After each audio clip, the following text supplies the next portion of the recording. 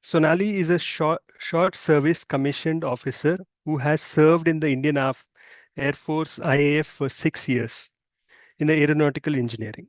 She's the founder and CEO of Upskill with Sonali, and she has over 16 plus years of diverse experience in the industry, professional experience, including defense, corporate, and the entertainment industry. She's internationally certified soft skills trainer, leadership coach, author, Kathak dancer, and a podcaster. On her podcast, Men's Talk Town, she interviews men to understand their perspective about women. She has done trainings for various MNCs as well as academic institutions. Her vision is to impart soft skills training in the rural India to make them career ready and enhance their living standards. She specializes in leadership, team building, communication, public speaking. Till date, she has imparted soft skill training to more than 10,000 individuals. So I now hand it over to Sonali to give her presentation.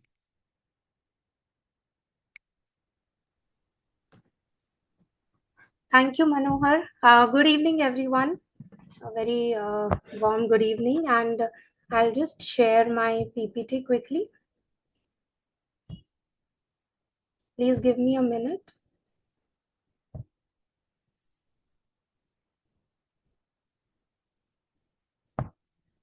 Is my PPT seen? Yes, now I can see it. Right, thank you.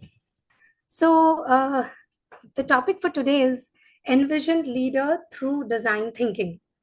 Well, this topic may sound a little heavy or maybe fancy or complicated, but it is not. And I'm also going to explain that why it is so, like why I have chosen this and what is the thought process behind it.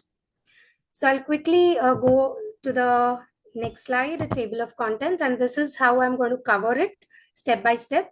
What is envision leadership, design thinking, the framework, approach, and finally the learnings or the conclusion. Okay. So I think my topic also relates to Mr. Vinay Kumar. The question he asked, so something similar to that.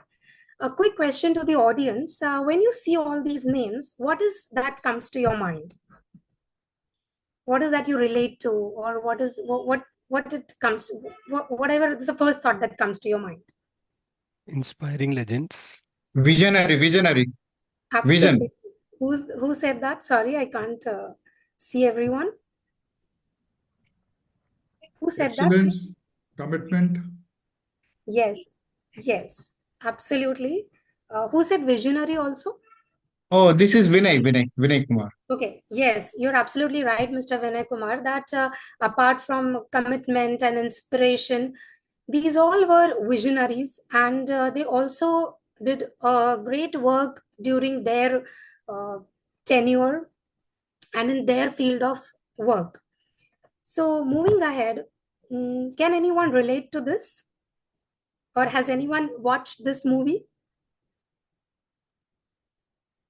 Anyone from the audience? Yes. Okay, Sandeep sir has watched, and who else? I have. Okay, yeah, Vijan. Right. So the movie, I'm quickly going to explain about this. That what is the movie about and who is he? So he is Captain Gopinath, and in around the year 1997, he co-founded his company, which we all know as Deccan Airlines or Deccan Aviation, which subsequently became Deccan Air. And these are the movies based on his true story, his life story rather. So what actually caught my attention was subsequently the airlines, it merged with Kingfisher, and it had different versions, and it finally had to shut down.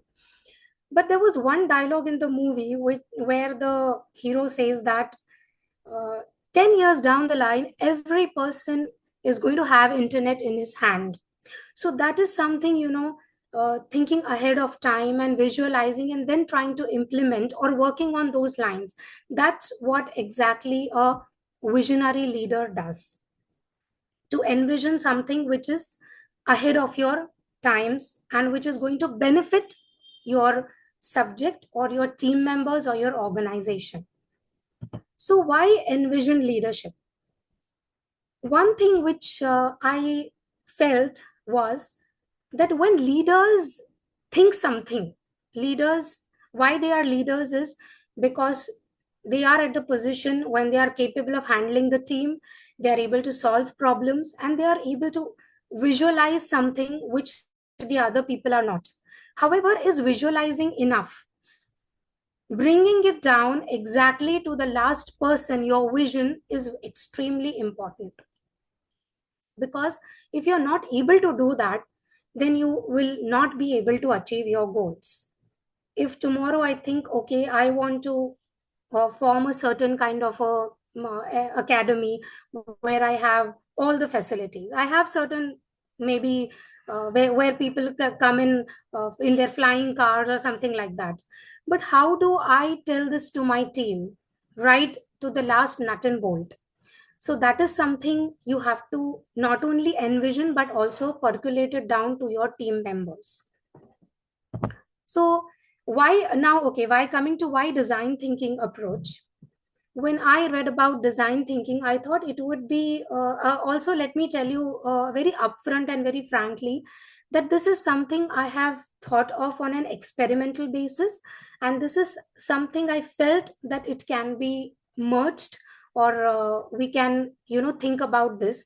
That when I thought of design thinking aspects and its steps, I felt how a leader can also inspire from it, and how in their work, in problem solving, or in communicating their vision, they can do it.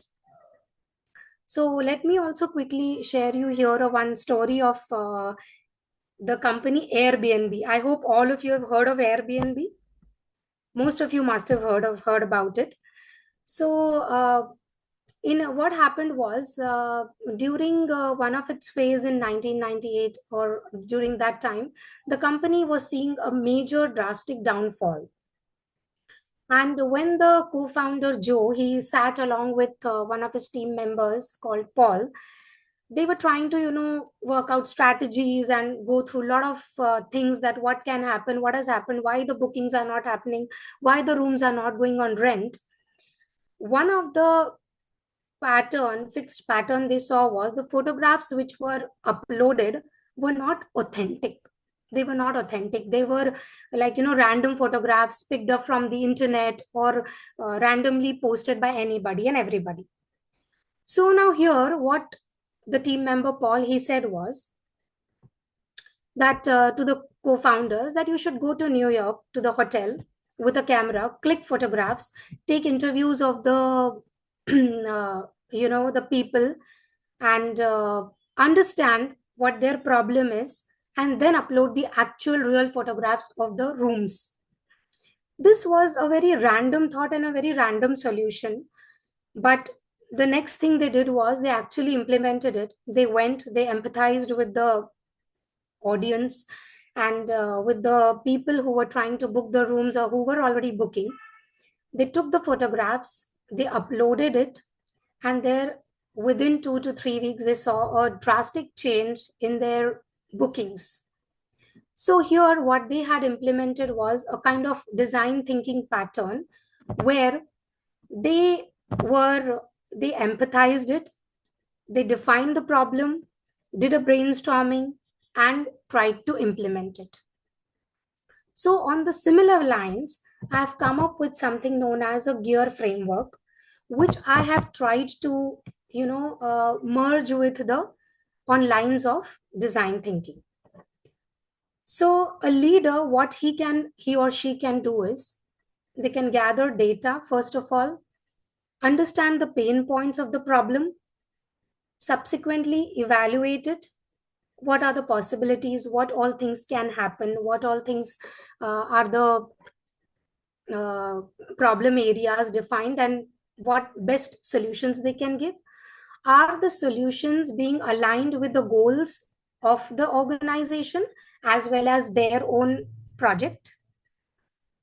And after that, once they apply it, then test it, review it, and come back to the application part, that is reapplying, or where they have found a loophole or a gap.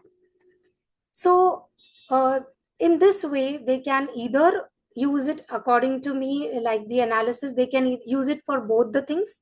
One is to solve a problem and also to mention their vision to the team members.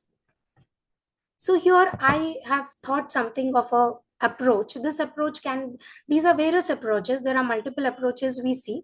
And this approach can be used for problem solving as well as, I think, for communicating your vision. So in music, we have do, re, mi, fa, sol, la, ti, do. So that is the musical notes. So similarly, you can plan, do, check, and action. That is, for example, you want to reduce the, say, in a coffee shop, you want to reduce the number of people in the peak hours. Then maybe you can use PDCA. Next is reverse engineering. So reverse engineering is usually used when, say, for example, in a manufacturing unit, the machine has become old and one of the parts is not working. Then they dismantle the entire thing, they study it, and whichever part is not working or not available now because the machine is old, they can replicate it and redo the whole machinery. So it's more about exploring, analyzing the particular software or a machine and then adapting to it in a new way.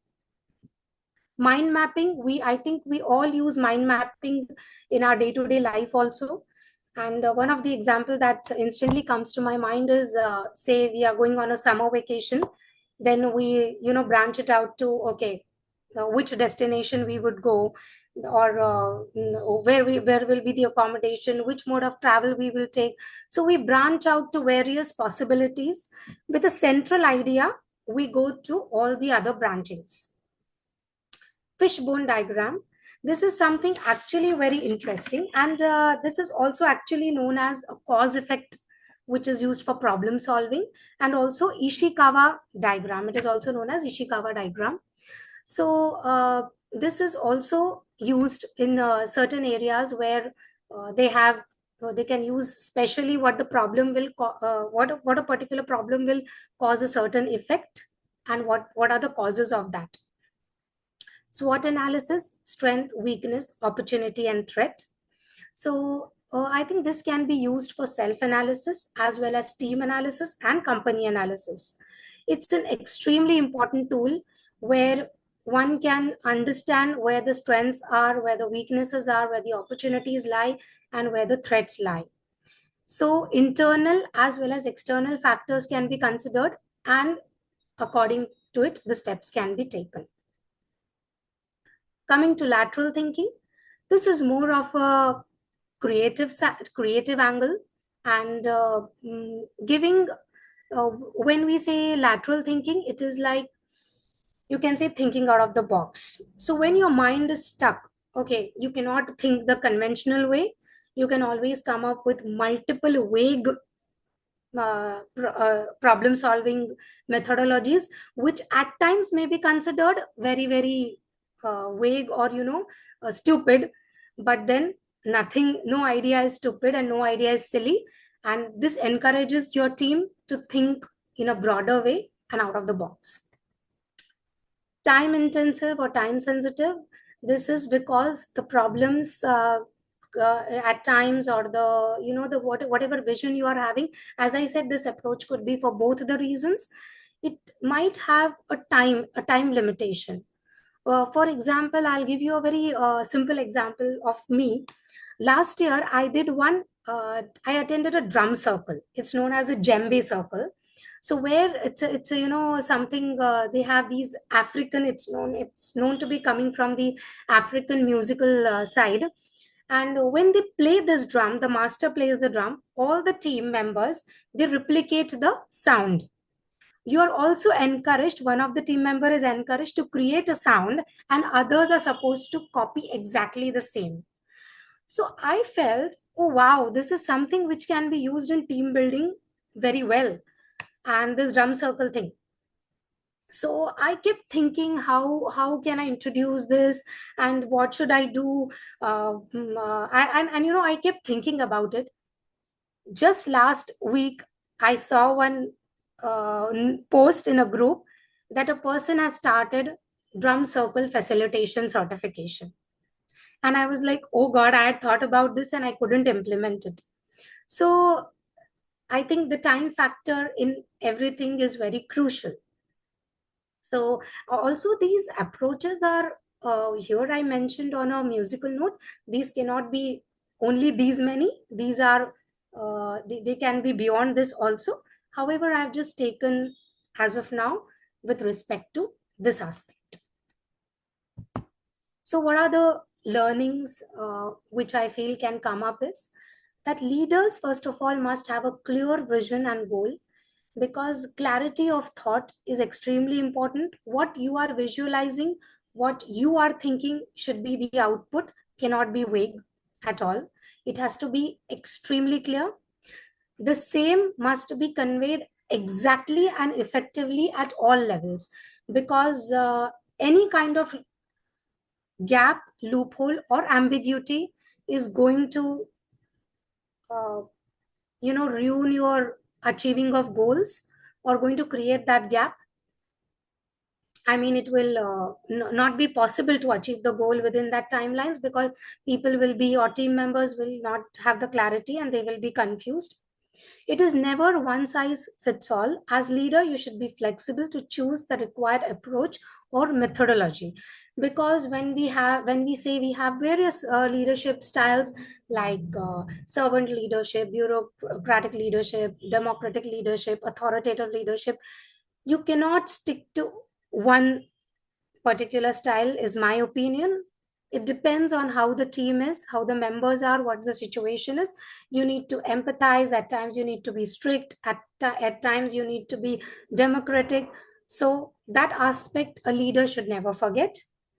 And last but not the least, creativity has no boundaries. So let your creativity fly. And as a leader, you should not bound yourself in strings, that okay, this is the conventional way, I should do it in okay, I'm following this approach, let me go in this way only.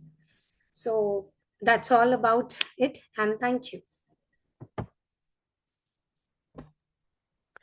Thank you, Sonali, for this great presentation. And I really like the musical connect that you have brought with leadership. So, yeah, so we can open for questions. So, anyone wants to ask anything to Sonali?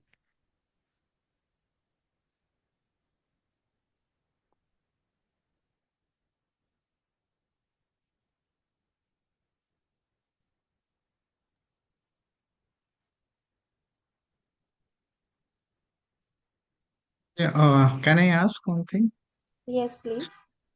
Sonali, it's wonderful presentation. Really, it's very nice. I liked the musical step by step. There are two things I missed out. Just I want you to elaborate. One is the mind map, and the second one next to mind map, there is fishbone. Something was there. Can you Yes, please explain that? Because mind mapping is something it's very difficult for me. How to map my mind, how to align my team or my people with my mind. That is something if you can elaborate, that would be great. sure. So okay, just give me a minute. Okay. So, like what I usually do also in my training sessions, first I'll take up the mind mapping thing is that say these are leaders. Now, these are managers. And if we have to teach them, communication with stakeholders. Now, we give them a leading question, that what are the factors or what are the things which will make you uh, make you improve your communication with stakeholders, and we just leave it at that. Now what these team of managers will do is, mind mapping is nothing but you take a central idea. Now their central idea is stakeholder communication. Now you have to branch it out with branch it out like a, you can imagine a tree where the base is your central idea, and it is say stakeholder communication. Now it is branching out that what are the requirements. So one branch says, okay, who are your stakeholders, then what are the types of stakeholder, internal, external, how important they are, what is the frequency you will communicate with them. Now from your central idea, you connect with these kind of different topics or different departments. It is something like your nervous system or internal body also, where different nerves are, say your brain is a central part and your nerves are connected to it. So your actions, what you speak, your hand gesture, your reactions, they all are, the signal is sent back to the brain and again it comes back. So it's like a map, it comes like a map. So you want me to share a picture of mind mapping to make it more clear? As you wish, as you Okay. wish, it's up to you. Right, just give me 30 seconds. I'll share it.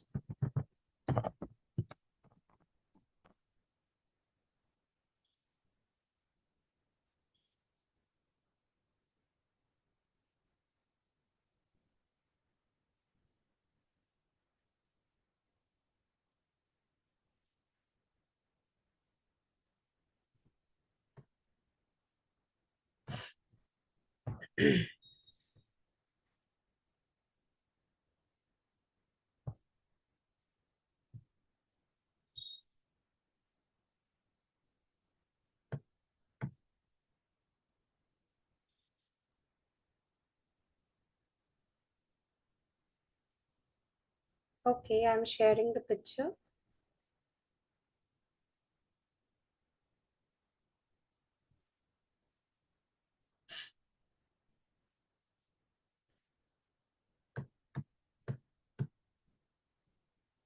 Okay, I'm sharing it from Google itself. You are able to see this? Yes.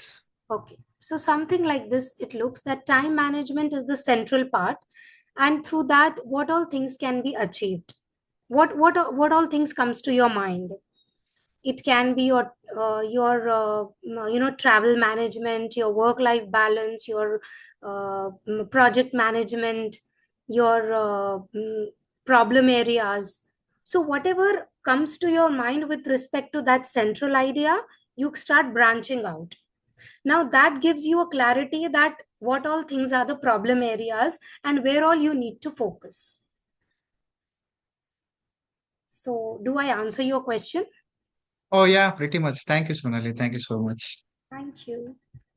Okay, right. Now, your second question was the fishbone diagram, right? So, let me quickly share the same.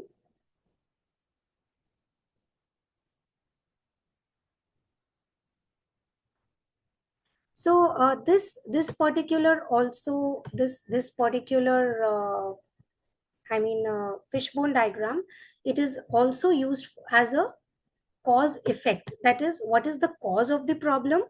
And I'm going to share again the diagram. Are you able to see? Yes. Okay. So it is in a fish form, and this is one of the methodologies where the first portion, that is the body, is the cause, and the problem, that is the effect of that particular problem. So for example, if a machinery is not working, then what is the root cause? They need to find out. Similarly, in project management, if there are complex projects, so they need to analyze.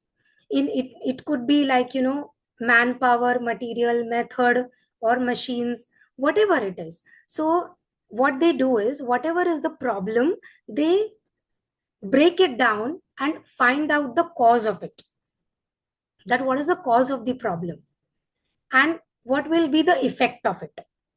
So that is why since it's in a fish form, it is known as the fishbone diagram, skeleton of a fish. So that's why it is known as a fishbone diagram.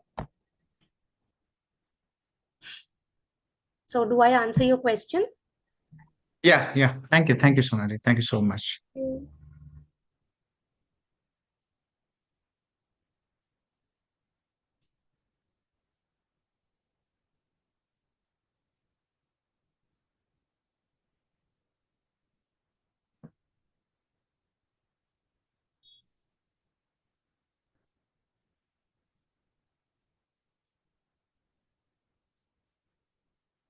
Any other questions, please?